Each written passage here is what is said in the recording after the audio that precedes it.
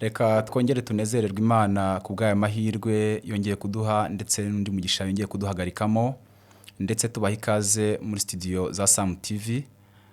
Ni Sebaganwa Serge nk'ibisanzwe, tukaba tugarutse imbere yanyu muri uyu mwanya ngo tuganire ku ijambo ry'ubugingo nkuko mumaze kumenyera.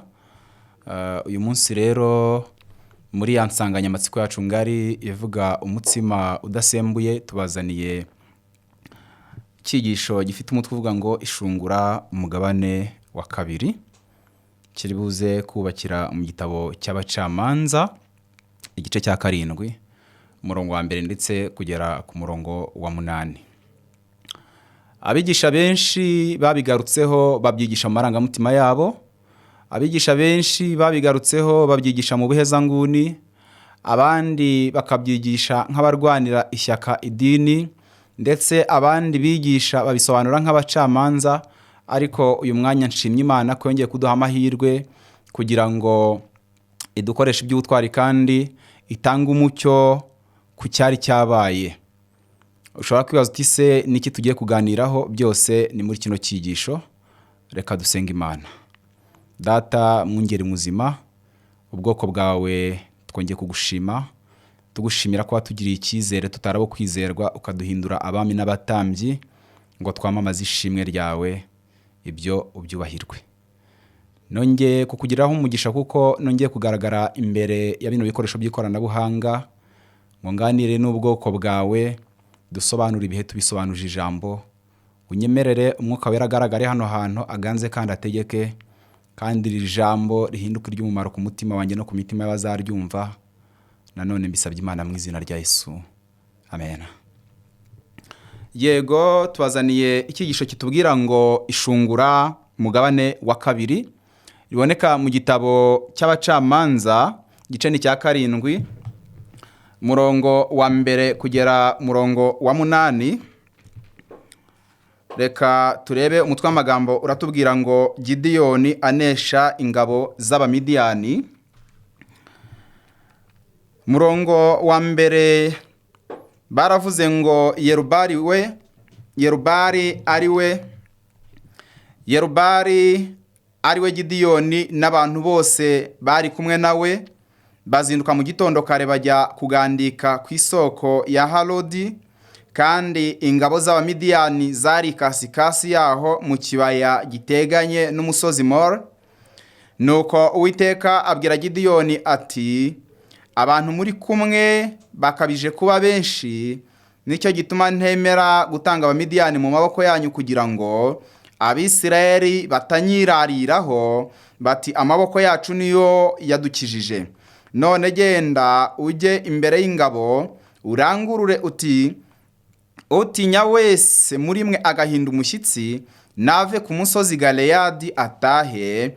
Nuko abantu inzovu 2 n'ibihumbi 2 barataha, hasigara inzovu 1. Uwiteka aherako abwira Gideyoni ati, abantu baracyakabije kuba benshi, manukana nabo mujye ku mugezi mbakugeragerezeyo. Nuko uwo ndi bukubwire ko ari we mujyana aba ari we mujyana, kandi uwo ndi bukubwire ntimujyane ntagende. Nuko amanukana n'abo bantu bajya ku mugezi.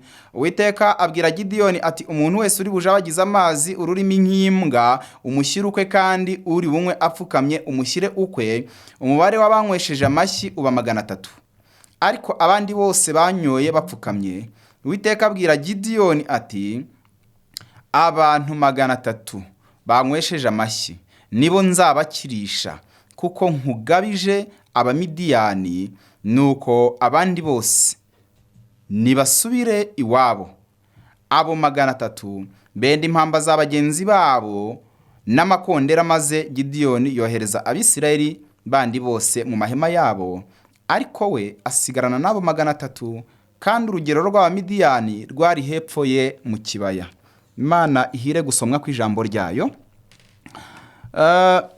Ni icyigisho cyiza cyane kandi gikomeye kigaragaza Gideyoni atabarana n'ubwoko bw'Abisirayeli ngo barwanye Abamidiyani. Abamidiyani bari barazengereje Abisirayeli kugeza ubwo uyu Yerubari ariwe Gideyoni yasekuye ingano, agasekura ingano yihishe munsi y'igiti kugira ngo abamidiyani batazimuryana, kubera ko abisirayeli barahingaga, abamidiyani bagasarura. Nuko igihe kiragera, Gideyoni agira ifuhe mu mutima, ariko marayika w'Uwiteka akajya amubona, maze marayika w'Uwiteka aramugenderera, amugendereye amubwira ko ari we uzakirisha abamidiyani, uzakirisha abisirayeli amaboko y'abamidiyani. Nuko Gideyoni uwo abaza marayika aravuga ati ariko imirimo Uwiteka yakoranye na basokuruza tuba tubwirwa mu byanditswe byera no mu mateka irihe ko nta turi kubona ko abamidiyani batumereye nabi? Najya mbabwire ngo Uwiteka ni umukozi w'umuhanga, agereye ifuhe dufite mu mitima yacu. Maze Imana imaze kubona ifuhe Gideyoni afite mu mutima we wo kuba bene wabo bava mu buretwa, Imana yiyemeza gukorana na Gideyoni. Ngaho aho igitekerezo kigenda kigaturuka, aha rero turabonamo ishungura rikomeye cyane. Ni ukuvuga ngo ubundi muri kino cyigisho hagaragaramo amashungura abiri akomeye cyane kandi yakozwe n'Imana, ku buryo ku kigero cya 99% abantu batsinzwe. Bivuze ngo ubwo 99% batsinzwe, uwatsinze aba ari umwe. Bivuze iki? Bivuze ngo igihe kirageze ubwo inzira ya Gikristo igiye gufungana, ku buryo mu bantu 100 uzajya ushakamo abantu 5 bahagararira Imana bagahamya kugira neza ko Imana bashikamye ntubabonemo. Ibihe bigoye biraje, ibihe bigoye biradusatiriye. Nubwo tubivuga abantu benshi ntibabishyikire, ariko mu maso ya gihanuzi dufite ibintu tutarimo turabona. Ibihe bigoye biraje. Nuko bivuze ngo ku bwa Gideyoni abantu benshi bibeshyaga yuko ari indwanyi, ariko ishungura ry'Uwiteka rije, indwanyi ziratsindwa, abantu benshi baratsindwa. Bivuze iki? Bivuze ngo ahangaha iyo turebye neza tubona yuko igihe Gideyoni abantu bazaga ngo bafatanye nawe gutabara, haje abantu benshi batabarika, kuko haje 30,000 n'abingahe, haje 32,000 nk'uko inyandiko yabitubwiye. Ariko najya mbabwire ngo igihe ishungura ry'Uwiteka ryari rije, byagaragaye yuko abantu 32,000 bari batabaye ngo ni ingabo, batari ingabo, ahubwo ingabo muri bo zagaragaye nk'iz'Uwiteka yishimira gutabarana nazo, n'abantu 300 mu bantu 32,000. Namwe nimujye mu mibare murebe, biravuze ngo mu bantu 32,000 hagaragayemo abantu 300 bonyine ko ari bari bujuje ibisabwa, abandi bose ishungura ryarabirukanye. Bivuze iki rero? Nagira ngo iki cyigisho tuze kugihuza n'ibihe bya COVID twavuyemo, ahari wenda hari ikintu imitima yacu ishobora kuza kunguka, ariko mu nyemerere nk'uko nari natangiye mbivugaho, abigisha benshi iki cyigisho bakigarutseho, singiye wa mbere ukigarutseho, ariko bakigarukaho mu buhezanguni, mu marangamutima yabo, bakakigisha nk'abacamanza, bakakigisha nk'abarwanira ishyaka idini. Ariko ndasaba Imana ngo mu izina rya Yesu Kristo inyemerere kandi inshoboze aya magambo tuyaganire mwituze, kandi umuntu wese bize kurangira hari icyo umutima yungutse mu izina rya Yesu Kristo. Ibintu byabayeho muri COVID bifite aho bihurira neza 100% n'ishungura tubona muri Gideyoni igice cya 7. Ariko nagira mbabwire ngo ibi ngibi bijya bimenywa n'abariho umwuka w'Imana. Imana itugirire neza, Imana dushoze kumvira aya magambo ku murongo utunganye. Imana turinde impaka za hato na hato, turinde kwitana ba mwana bya hato na hato. Icyo mpamanya n'umutima ni kimwe, nuko ishungura rya COVID ryaje, twese muri rusange twaratsinzwe. Nkuko ijambo ritubwira ngo twese twakoze ibyaha ntitwakira ubwiza bw'Imana, ni nako abantu benshi mu gihe cya COVID batunguwe n'ibyo batari biteze. Ariko benshi bagahakana yuko ari ubuhanuzi bwari busohoye, bagahakana ko ntaho bihuriye n'ijambo ry'Imana. Munambwe uti nyamuneka dore ibihe byakomeye ubuhanuzi buri gusohora, batireka ntaho bihuriye n'ijambo ry'Imana, nimureke kwihutisha ibintu, nimureke kubeshya. Ariko ndasaba Imana ngo muri uyu mwanya, Imana yo mu ijuru yumvikanisha iki cyigisho mu izina rya Yesu Kristo, kandi ndahamya ntashidikanya ko umuntu uri bugikurikire yitonze ndetse anasenga, biri burangira hari cy'umwuka w'Imana hishuriye umutima we. Nk'uko rero ku bwa Gideyoni mu ngabo 32,000 abantu 300 bonyine ari bo Uwiteka yatabaranye nabo, kuko we yabonaga ko ari bo bambaye imbaraga, ni nako ibihumbi byinshi byasubiye mu ngando bitsinzwe n'ishungura. Bivuze ngo n'igihe COVID yazaga, abantu benshi mbere ya COVID twiyumvaga nk'abakristo b'ibitangaza, twiyumvaga nk'abantu bakomeye mu kwizera, ariko COVID ije abantu batangiye kubwirwa ngo ntabwo mwemerewe kongera kwinjira mu rusengero mudafite ikimenyetso cy'urukingo n'ibindi, abantu benshi bararambaraye barapfukama kubera ko batigeze bamenya iki, ntabwo bigeze bamenya ibyo ari byo.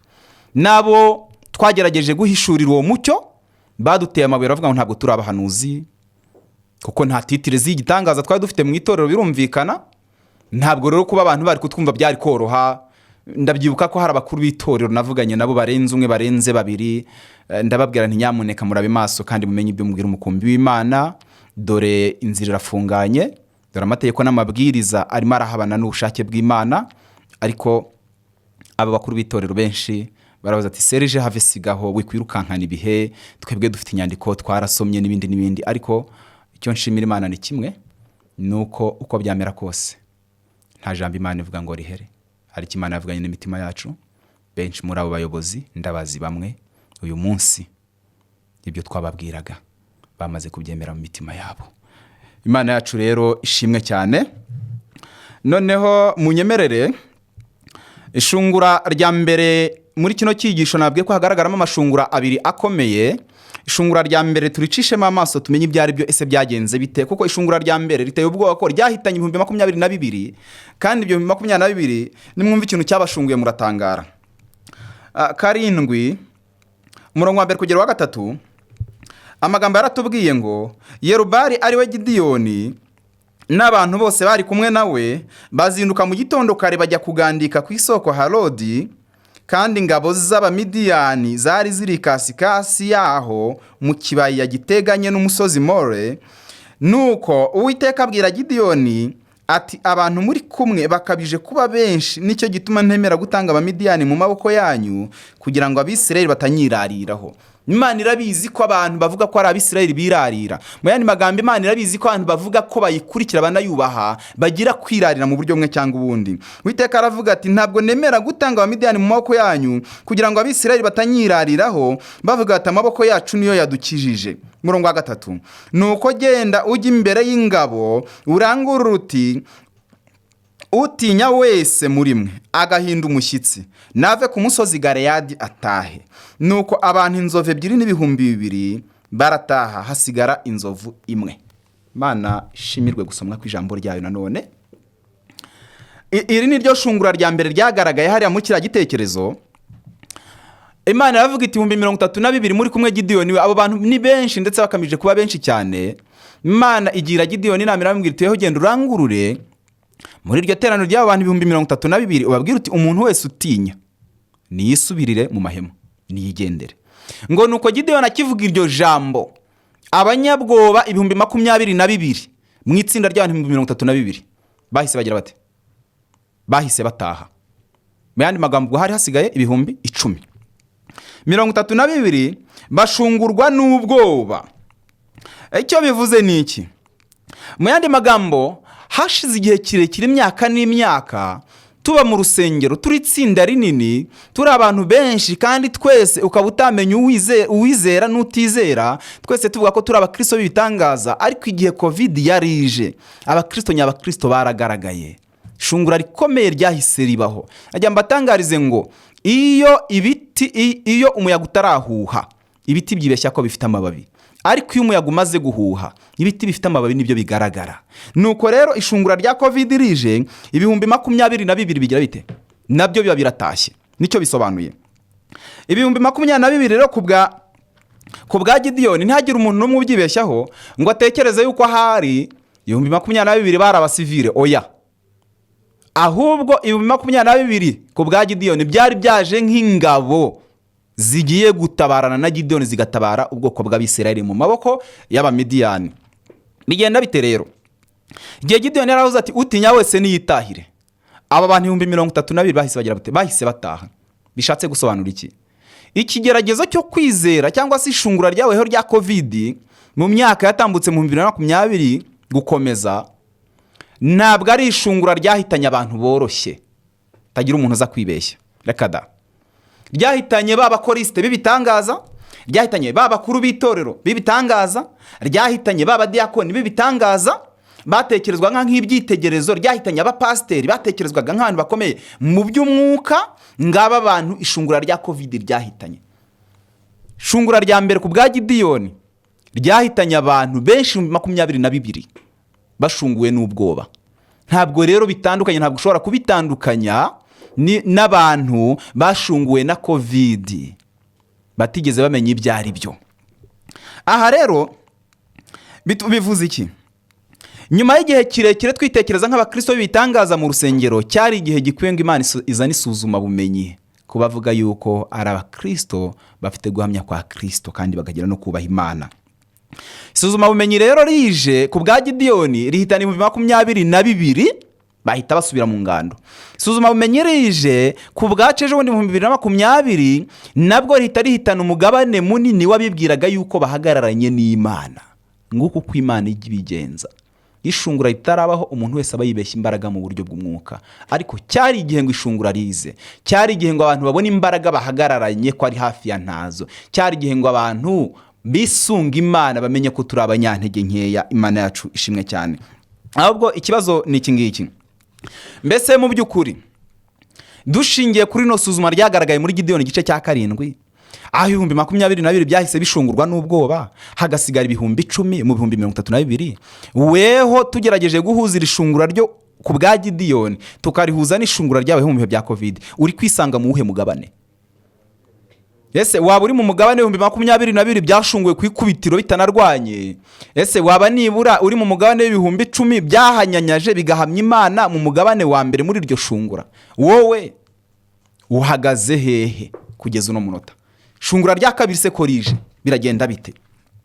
Ibi bintu birakomeye, ariko munyemerere mu izina rya Yesu Kristo tubisobanure, twe kuza kubivaho tutabisobanuye. Natekereza ko dushobora kuza kubisobanura nyuma, ariko aho kugira ngo dukomeze kujya mbere hari ibintu abantu badasobanukiwe, twagerageza kwiga ariko tunasobanura ibintu dufashijwe n'Umwuka w'Imana kugira ngo abantu barusheho kujya mbere mu cyigisho ariko bafite n'icyo basobanukiwemo. Bivuze iki? Bivuze ngo 22 byashunguwe ku ikubitiro mu gihe cya Gideyoni, n'ubundi biragereranya umubare munini w'abantu batsinzwe na covid baritekerezaga nk'abigisha bitangaza, nk'abizera bitangaza.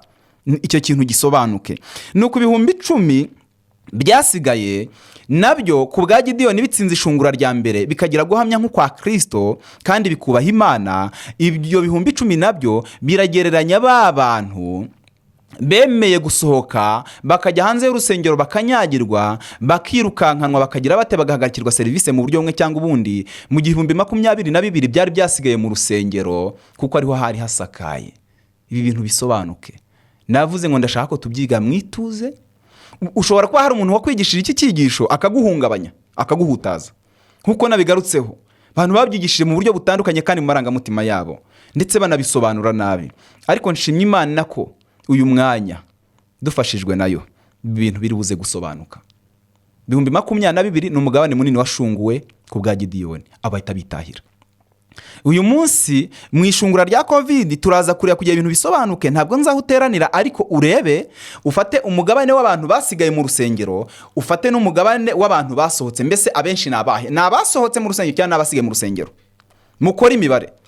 Tudaciye ku ruhande twahuranyije, turaza gusanga umugabane munini ari abasigaye mu rusengero kuko ariho hari hasakaye, niho batagombaga guhura n'ibibazo, kubera yuko bagombaga gusigara mu rusengero, bagombaga kubahiriza amategeko n'amabwiriza isi iri gutanga. Ibyo bigatuma barushaho kuba safe, bigatuma barushaho gutekana, kubera ko nta muntu wari gutakaza akazi ke ngo yanze urukingo, nta muntu wari gutakaza amashuri ye ngo yanze urukingo. Baguma mu rusengero kuko ariho hari hasakaye. Abandi 10,000 barasohoka. Bivuze iki? Bemera kunyagirwa, bemera guhura n'ingorane, bemera guhura n'akaga, bemera guteranira mu ngo zabo n'ibindi n'ibindi. Ibi ni ibintu bihura neza cyane, ariko birasaba ko habaho imbaraga ya Mwuka kugira ngo ibisobanurire imitima yacu. Icyo bivuze ni iki? 22 ku bwa Gideyoni se bagiye hehe? Bamaze gushungurwa basubiye mu mahema. Mu mahema nyine barugama, baratuza, nta kibazo, baratekana. 22 rero byanze kubaha Imana no kuyubahisha, bica bugufi imbere y'amategeko n'amabwiriza y'isi, byigumira mu rusengero kuko ariho hari hagize gute? Niho hari hatekanye. Imana irusheho gusobanura imitima yacu iki ngiki. Ariko nubwo bimeze bityo, nagira ngo ntange uyu mucyo. Imana yacu ishimwe kuko ni Imana itwigisha itaduhutaje. Imana yacu ishimwe cyane. Ntabwo ku bantu 22 batsinzwe cyangwa se umugabane munini watsinzwe n'ishungura rya covid, abantu ntabwo ari gucirwaho iteka. Oya, kandi ikindi n'umugabane w'ibihumbi 10 aribo bantu bagirana n'abantu bakeya babashije gushika muri covid bagahamya Imana, ntabwo iki ngiki ari igihe cyo kwikomanga mu gatuza, oya, kubera ko ishungura rya cyakomeje, ndetse biratwari turimo ryari isuzuma bumenye, ariko ikizamini kiraje. Bivuze iki rero? Ari watsinzwe n'ishungura rya covid ntiyumve yuko byarangiye, oya, haracyari amahirwe, kuko ijambo ry'ubugingo riratubwira ngo birashoboka yuko igiti cyatemwa ariko kikongera kugira gute, kikongera gushibuka.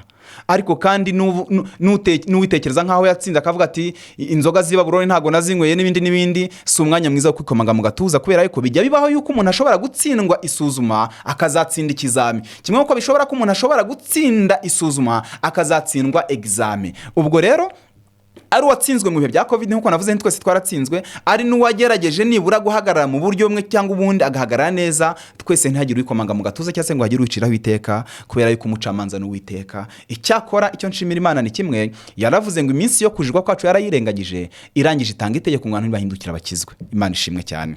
Murushaho kubera amaso ubugingo, ibihe byo duhagazemo biragoye. Iryo ryari ishungura rya mbere rigaragara mu gice cya 7 cy'abacamanza, aho Gideyoni ari kumwe n'ingabo 32,000. Noneho ishungura rya kabiri, reka turebe igice cya 7 umurongo wa 4 kugera 7 niho turibuze gusanga ishungura rya kabiri. Umurongo wa 4 amagambo yaratubwiye ngo Uwiteka, ubwo ni 22,000 byari bimaze kwisubirira mu mahema yabyo, abo batsinzwe bamanitse amaboko. Uwiteka arareba ahera ko abwira Gideyoni ati abantu baracyakabije kuba benshi cyane, ubwo hari hasigaye 10,000. Aramubwira ati manukana nabo mujye ku mugezi mbakugeragerezeyo, nuko uwo ndi bukubwire ko ari we mujyana aba ari we mujyana, kandi uwo ndi bukubwire ntimujyane ntimugende ntagende.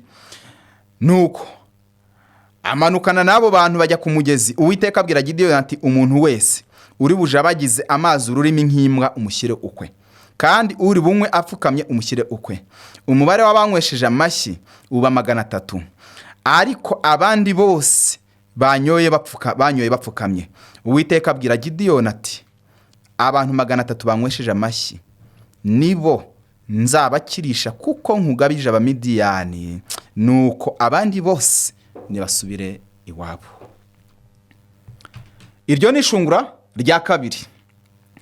Uwiteka aravuga ati abantu 10,000 basigaye baracyakabije kuba benshi.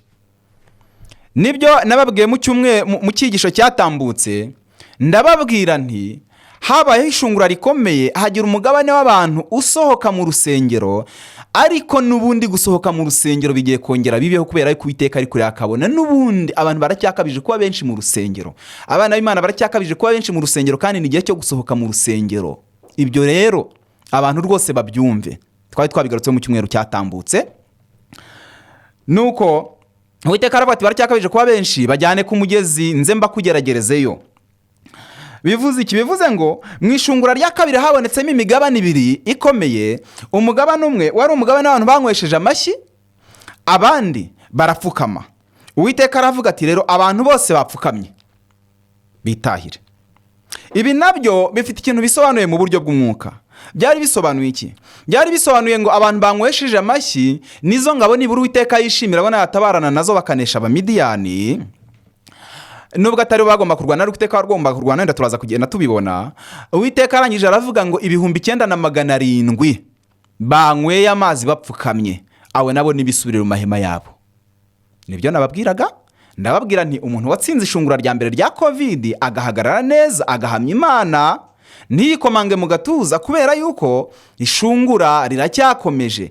Abangaba 9,700 nabo byabaye ngombwa yuko batsindwa n'ishungura kuko banyweye amazi bapfukamye. Mu ishungura rya mbere bari baratsinze, ariko ishungura rya kabiri rije baratsindwa. Niyo mpamvu rero abantu turasabwa kurushaho kuba maso uko bwije ndetse nuko bukeye. Nuko 9,700 nabyo bisanga 22,000 hehe mu ngando, bisubirira mu mahema yabo. Uwiteka yishimira gutabarana n'abantu 300. Imana yacu ishimwe. No kuvuga ngo iri shungura rya kabiri, ariko nagira ngo iki cyigisho cyo mu bacamanza 7 ndetse na covid tuze kubihuza kugira ngo imitima yacu ize kugira ikivanamo. Ariko nayambabwire ngo ishungura ryabayeho ku bwacu ni ishungura rimwe, ntabwo ari abiri, ahubwo turi mu muteguro w'ishungura rya kabiri. Iri shungura rya kabiri ryashunguye abantu 9,700 niryo tugiye kwinjiramo soon as possible, vuba bishoboka, kandi rwose riraje, ririmo rirahorera ridusanga. Nkuko nagiye mbigarukaho, buriya abafite amatwi yo kumva, umuntu ashobora kuvuga rimwe bakumva kabiri. Mu cyigisho cyari cyatambutse buriya ni nkaho nubundi bira bintu nabaye nk'ubigarukaho. Iri shungura rya kabiri kandi rifite umwihariko ukomeye w'ibintu bibiri. Ibyo bintu bibiri bikomeye nuko iri shungura rya kabiri rigomba kuza rizashungura mu mpande zombi. Rizashungura mu bantu bari mu rusengero, cyo ni kimwe, nkuko twabibonye ko umugabane munini watsinzwe n'ishungura rya covid kwigumira mu rusengero. Ishungura rya kabiri rigiye kuza rizashungura muri abo bantu bari mu rusengero. Ndetse ni nayo diferansi ikomeye, nicyo kinyuranyo gikomeye kiri hagati y'iri shungura rya covid n'ishungura ryo ku bwa Gideyoni. Nuko ishungura ryo ku bwa Gideyoni, ishungura rya kabiri ntabwo ryigeze rishungura muri babandi bari baratashye. Abari baratashye byari byararangiye ibyabo, bari baragaragaje ko atari ingabo z'Uwiteka batajya kurwana. Noneho rero ishungura rya kabiri twebwe dutegereje nk'abakristo rigiye kuza rizashungura mu bari mu rusengero. Icya kabiri rishungure no mu bari hanze y'urusengero, muri babandi bitwa ko batsinze ishungura rya mbere. Aho hose iri shungura tugiye kwinjiramo rigomba kugira gute? Rigomba kuhakora. Bivuze iki rero? Bivuze ngo igiteye ubwoba muri rino shungura rya kabiri nuko ryo rimeze nka finale. Bivuze iki? Bivuze ngo nta yandi mashungura adasanzwe, ndetse navuga ngo umuntu uzatsindwa rino shungura rya kabiri rigiye kuza tugiye kwisangamo nk'abakristo, uko byamera kose nta kintu namwizeza. Cyakora nanone Imana yo mu ijuru nijya igira uko igenza ibintu byayo.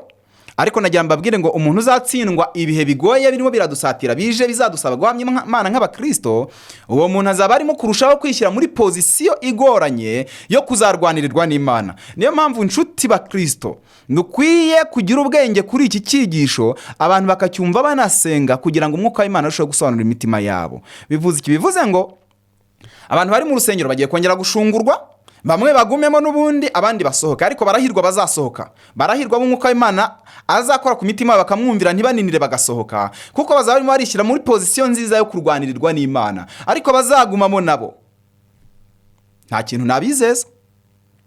Abantu bazayoboka ubuyobozi bw'isi bakagumya kwigumira mu rusengero niho hasusurutse, bakanga kwiteranya, bakanga kwishyira mu kaga, bamenye ngo bazaba barimo baragandukira umwami w'isi. Kandi ubutegetsi bw'isi ni igikoresho gikomeye cya Satani, nubwo atari bwose. Icyo kintu abantu bakimenye. Icya kabiri gikomeye, iri shungura nyine nababwiye ko rigomba no gukora mu bantu basohotse mu rusengero, naho bagomba gushungurwa kugira ngo ibintu bijye byafata umurongo, ibintu bijye byasobanuka. Nuko rero bivuze ngo abantu iri shungura rya kabiri rigiye kuza rizatsinda bizabagora, ariko bazaritsinda bashobojwe n'umwami Imana. Bazaba barushaho kwishyira muri pozisiyo nziza yo gukomeza kurwanirirwa n'Imana, ndetse bazaba bari mu mwanya mwiza w'uko n'ibigeragezo biri imbere Imana izagenda ibatambutsamo ibarwanirira mu izina rya Yesu Kristo. Umuntu rero ushobora kuzagira umugisha mu Uwiteka mu bantu bazatsindwa n'ishungura rye kuza, kurokoka kwe bishobora kuzagorana, kuko nubwo yarokoka azamera nk'umushimu ukuwe hehe? Ukuwe mu muriro. Gusa nubwo turi kubabwira ibi ngibi, ntabwo ishungura rye kuza ari ryo rya nyuma, kuko amashungura yaracyagize gute? Aracyakomeje. Icyakora abatsinda iri shungura rigiye kuza tugiye kwinjiramo, rwose bazaba barushaho kwishyira muri pozisiyo nziza yo kurwanirwa ishyaka n'Imana. Imana yacu ihabwe icyubahiro. Ikintu gikomeye kandi cyo kwitondera muri kino cyigisho ni amagambo akomeye aboneka ku murongo wa 7 mu gice cya 7. Reka nyasome, ni amagambo akomeye cyane, umuntu wese ayiteho kandi ayitondere. Umurongo wa 7, igihe ishungura ryari rirangiye rya kabiri, habonetse abantu 300 bagomba gutabarana n'Uwiteka. Uwiteka abwira Gideyoni ati, abantu 300 banywesheje amashyi nibo nzabakirisha, kuko nkugabije Abamidiyani. Ariko be y'uyu murongo iravuga ngo nuko abandi bose nibasubire iwabo. Abandi bose nibagira bate? Nibasubire iwabo. Icyo bivuze ni iki? Nshuti zanjye, igihe kirageze, isaha irageze ngo abandi bose basubire iwabo. hari abagomba gukurikira Uwiteka bakenyeye. Abo rero bagiye gutsinda ishungura riri imbere nibo bagomba gukomezanya n'Uwiteka mu rugamba rwose ruri imbere. Mu yandi magambo, ibigeragezo byo bizakomeza kwiyongera, ariko abo bantu bazaba batsinze rino shungura tugiye kwinjiramo, abo ni Uwiteka azakomeza gukorana nabo nk'uko Uwiteka yishimiye gukomezanya gukorana n'abantu 300 ku bwa Gideyoni mu bihumbi 30 na bingahe 32. Nshuti yanjye, ikibazo cyo kwibazwa ni iki ngiki: ese aho weho ntabwo waba uri mu bantu bagiye gusubira iwabo? Kuko amagambo aratubwiye ngo 300 bonyine niba Uwiteka agiye gukorana nabo, abandi bose bagomba gusubira iwabo. Byaba bibabaje, byaba biteye agahinda. Amaturo watanze mu rusengero, icyacumi watanze mu rusengero, imfubyi wafashije, ibibwirizwa byiza watambukije, byaba bibabaje birangiye usubiye iwanyu. Ariko ubundi ikintu cyo kwibazwa ni iki ngiki: mbese ubundi gusubira iwacu cyase gusubira iwabo, aha ijambo ry'Imana ryavugaga ni hehe? Mu yandi magambo birasobanura iki? Birasobanura ngo abantu bari batsinzwe ishungura ku bwa Gideyoni basabwe gusubira mu ngano zabo, basabwe gusubira iwabo, ariko abari buze gutsindwa iri shungura tugiye kwinjiramo, iwabo basabwa gusubira. Mureke tuhumve mu buryo bw'umwuka, ni iwabo hamwe bahoze muri kamere mu mirimo idatunganye. Bivuze iki? Uko inzira y'agakiza igiye kurushaho gufungana, abanyantege nkeya n'abatarejesheje imitima yabo kumvira ukuri bagiye gusubira iwabo, bagiye gusubira muri za kamere, bagiye gusubira mu bubari, bagiye gusubira mu rusimbi, bagiye gusubira mu busambanyi, bagiye gusubira mu bujura, bagiye gusubira mu kwicana n'ibindi. Ariko abubashye Imana kandi bakagendana nayo, abitaye ku ijambo ry'umuburo, by'umwihariko bari kwita kuri bino byigisho turimo turabasangiza, abo ngabo Imana izabarwanira ishyaka kandi izakomeza kubajya imbere, ibabera umugaba mu bigeragezo n'ingorane bagiye guhura nabyo, ku buryo ku iherezo ry'ibihe tuzisanga tunesheje, ko atari twebwe tunesheje, ahubwo ari Imana muri twebwe. Imana yacu ihabwe icyubahiro. Tugeze muri wa mwanya mwiza w'ibibazo n'ibisubizo. Narababwiye mu byiciro byabanje ngo hari igihe umwigisha ategura icyigisho kikabyutsa ibibazo mu mitima y'abamukurikiye, ndetse usanga hari n'ibibazo n'undi hantu baba bari basanganywe mbere y'icyigisho. Ubwo rero bivuze iki? Uko tuzashobozwa n'Imana turi imbere ya bino byuma by'ikoranabuhanga, tuzabigisha ariko tunabavane mu rujijo. Imana yacu ishimwe cyane. Biragatsindwa kwigana n'abantu amagambo ariko ukabasiga mu rujijo. Ikibazo cya mbere, turimo turiga amagambo avuga ngo ishungura umugabane wa kabiri, aho twagerageje guhuza ishungura ryo ku bwa Gideyoni mu gice cya 7 mu gitabo cy'abacamanza, tukarihuza n'ibihe twavuyemo bya COVID. Amashungura yarakubiyemo n'ubundi uko byamera kose, ayo mashungura tugomba kuyabona mu isaha duhagazemo. Ibibazo n'ibisubizo.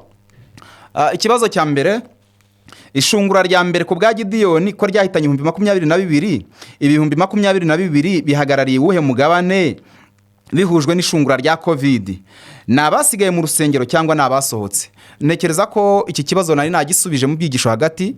Rwose ibihumbi 22,000 byatsinzwe ku bwa Gideyoni bigatsindwa n'ubwoba, bihagarariye umugabane munini w'abantu batsinzwe na COVID, aribo basigaye mu rusengero. Icyo twakivuzeho. Ibihumbi 10 byatsinze ishungura umugabane wa mbere ku bwa Gideyoni, bigahagarara abantu basohotse mu rusengero bakemera gutotezwa no kurengana bazira kwanga gukurikiza amategeko n'amabwiriza y'isi.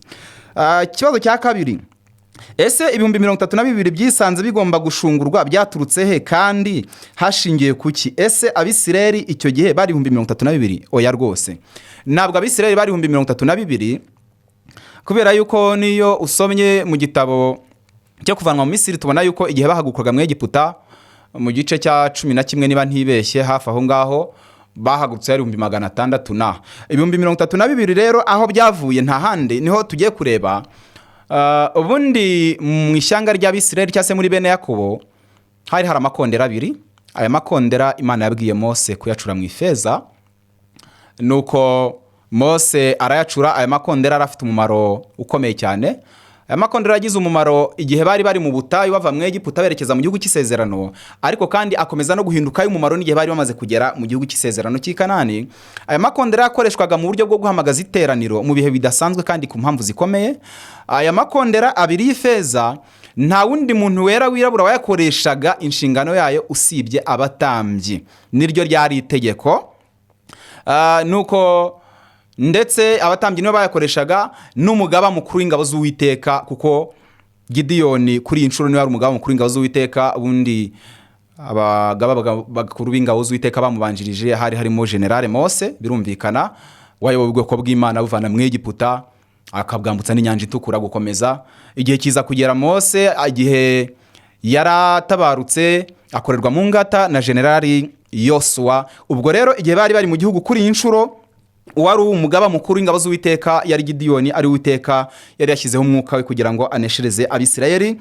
Nuko uti 32,000 rero byavuye n'icyo twarebaga 32,000 igihe Gideyoni nk'umugaba mukuru w'ingabo z'Uwiteka yaravugije aya makondera, nayo yagiraga uburyo avuzwamo. Avugije ijwi rirenga kandi rirandaze, byabaga bisobanuye yuko ingabo z'Uwiteka abatorejwe kurwana mu Bisirayeli bagombaga guhita bitaba umugaba mukuru w'ingabo, bagombaga gutabara. Iyo amakondera avuzwaga ijwi rirandaze kandi rirenga, bamenyaga ko bagiye ku rugerero, bagiye gutabara. Ngaho rero ahavuye 32,000 byisanga byitabye Gideyoni nk'wari uvugije amakondera. 32,000 rero icyabayeho ni iki?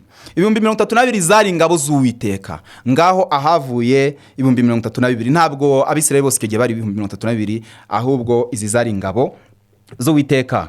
Kandi ikindi, nk'uko izi ngabo z'Uwiteka zumvaga amakondera avuze zikitaba, ni nako natwe uyu munsi turi ingabo z'Uwiteka, kubera ko twumvisha irarika ry'Imana, byaba binyuze mu giterane, byaba binyuze mu mavuna, byaba binyuze mu bundi buryo, twitabira iryo rarika ry'Imana. Natwe twisanga tugomba guhinduka ingabo z'Uwiteka ngo turwane intambara nziza yo kwizera. Imana yacu ishimwe cyane. Ubwo nibwo buryo natwe twitabyemo irarika ry'Imana yacu. Ikibazo cya gatatu: none se umuntu watsinzwe n'ishungura rya COVID ibye byararangiye? Niba bitararangira se uyu munsi yakora iki? Ni ikibazo cyiza. Nkuko nari nabaye nk'ubikomozaho, rwose umuntu watsinzwe n'ishungura rya COVID haracyara amahirwe. Imana yacu ishimwe cyane, kubera yuko Imana igitanga amahirwe inshuro irenze imwe. Haracyara amahirwe rero, ahubwo hari icyo asabwa, nicyo tugiye kureba. Uyu muntu watsinzwe n'ishungura rya COVID ibye ntabwo birarangira, ariko kugira ngo ishungura riri imbere azabashe kurihagararamo neza, hari icyo asabwa gukora. Icya mbere, arasabwa gukuraho inzitwazo zose zo kuba yaratsinzwe, yarangiza akamanika amaboko akabwira Uwiteka ati: Uwiteka, nemeye n'umutima wanjye yuko koko biriya byari ibihe by'ubuhanuzi byari bisohoye kandi naratsinzwe, inzitwazo zikavaho. Mureke twe kumera nka Adamu ananiwe kumva icyo Imana yavuganye n'umutima we. Imana yamusangira mu giti, wariye kuri cya giti. Adamu aha kugira ngo avuga ati: Uwiteka, amanitse amaboko, nemeye gutsindwa. Arangije ngo: Uwiteka, ngo urabona, ngo umugore wampaye, ngo yererere. Oya, ahubwo umuntu wese watsinzwe n'ishungura rya COVID namanika amaboko mu maso y'Imana, abwira Uwiteka ati: Uwiteka, ndabyemeye kubera bwa ruhanuzi bwari busohoye, ndabyemeye ko hari cyari kigenderewe, none naratsinzwe, ariko ndakwinginze mu izina rya Yesu Kristo ngo amashungura yose ari imbere, nukuri Data unyambike imbaraga uzanshoboze kuhatambuka nemye. Ikibazo cya kane abantu benshi bakunze kwibaza, bari baje bati: se bishoboka bite ko umugabane munini w'abari mu isi ari abataramenye ko COVID ari ubuhanuzi busohoye? Ariko nagira mbaho igisubizo rwose cyahuranyije kandi umuntu wese ashobora kumva w'umukristo. Nanjye ndababaza, none se mu kibaya cya Dura i Babuloni ku bwa Nebukadinezari, n'abantu bangahe bamenye ko Nebukadinezari yari arimo arihindura Imana? N'abantu bangahe bamenye ko Nebukadinezari yari arimo arifuza icyubahiro cy'isumba byose, bakaba maso bakamuvuguruza? Mu kibaya cya Dura hari huzuye abantu benshi batabarika, abakomeye n'aboroheje. Abayuda bari barajyanywe nk'abanyagano, abo bose bari buzuye mu kibaya cya Dura. Ariko nagira mbatangarize ngo mu bihumbi n'ibihumbagiza byari biri mu kibaya cya Dura, abantu babashije kumenya ko Nebukadinezari ashaka kwihesha icyubahiro nk'Imana n'abantu batarenze batatu, basore b'Abaheburayo, kuko bari barize ibyanditswe byera neza, bari bafite Imana mu bugingo bwabo. Ubwo rero ntimukangwe no kuba COVID yarasohoye, abantu benshi ntibamenye ko ari ubuhanuzi busohoye. Byamenywe n'abari umwuka w'Imana. Imana yacu ihabwa icyubahiro. Ikibazo cya gatanu kirabaza ngo kubera iki se abapasitoro, abapapa, abashehe, ababishopu n'abarevera n'abandi abo bose kuko baba bataramenye bino bintu kandi bafatwa nk'ibyitegerezo mu buryo bw'umwuka? Najya mbabwire ngo aba bayobozi mu by'umwuka umuntu yagiranye n'abatambyi bari bafite amatabaza, ariko amatabaza yabo nta mavuta yararimo. Bari bafite titire zikomeye mu matorero bayobora, nako ni mu madini, kuko itorero ni rya Kristo. Bari bafite amatitire akomeye mu madini bayobora, ariko umwuka w'Imana ntawe ari ubariho. Ariko nshima Imana cyane ko uko byamera kose nta na rimwe uko ibihe byahaye ibindi Uwiteka azigera abura abantu bamuhagararira. Hari abayobozi mu by'umwuka bamenye ibibaye, hari abantu babimenye rwose babibwira n'abizera babo. Abo bantu Imana ibakomereza amaboko mu izina rya Yesu Kristo kandi bashoboze kuzatsinda ikigeragezo kiri imbere. Icyakora munyemerere ngire itangazo rito ntanga. Bantu mwubaha Imana kandi mukagira guhamya nko kwa Yesu Kristo, mukenyere mukomeze mube maso kuko itanura ryamaze gukongezwa. Itanura ryamaze gukongezwa. Ni igihe cyo kuba maso, ni igihe cyo gukenyera tukaba maso. Kandi nagira mbabwire ngo nimwibeshye ngo muzatsinda ikigeragezo giheruka cyangwa se igishuko kiri imbere, igihe biri kukibanziriza byose birimo biraza byabagera imbere mu kubarara. Reka mbabwire ikintu gikomeye. Umugabo bita Dawidi mbere yuko atsinda Abafilisitiya, atsinda Goliyati, ntabwo Dawidi yavuye kuragira intama za Yesaya ngo aze ahite yiroha imbere ya Goliyati ngo agiye kurwana na Goliyati amutsinde. Ntabwo byari gukunda. Hari ubuhamya Dawidi yari afite, Imana yacu ishimwe. Dawidi arangije aganira n'umwami Sawuli. Sawuli aramubwira ati kuri umwana uru rugamba warujyaho gute? Wa mwana yavuze duteze ibibazo n'ibindi. Urumva bakuru ba Dawidi bose baramaze kuvuga ati aka kana karashyomoka, aka kana kaje gute? Aka kana ubu niko kagiye kuva kagiye kurwana na Goliyati, abantu twese twamaze kujya mu myobo twahunze. Ariko Dawidi yari afite ubuhamya, yari ubuhamya bwigendera. Abwira umwami Sawuli aramubwira ati ngewe narwanye n'idubu nyambura umwana w'intama nishe intare. Nagira mbatangarize ngo bantu mufite kubaha Imana mu mitima yanyu mukagira guhamya kwa Yesu Kristo n'ababyiyitirira, igihe cyose ibigeragezo byoroheje birimo biraza mukarambarara imbere yabyo, amategeko n'amabwiriza y'isi mukayagortomera mudatekereje kabiri, ntimutekereze ko igishuko giheruka muzagitsinda. Ntabwo bizashoboka. Aho Dawidi yavanye imbaraga zitsinda Goliyati nuko yari yarabanje gutsinda ibigeragezo byagiye bibanza. Ntabwo bizakunda. Reka tugane ku musozo. Turebe isomo risoza igitabo cy'Abakorinto, Korinto ba mbere igice ni cya 10 umurongo wa 23.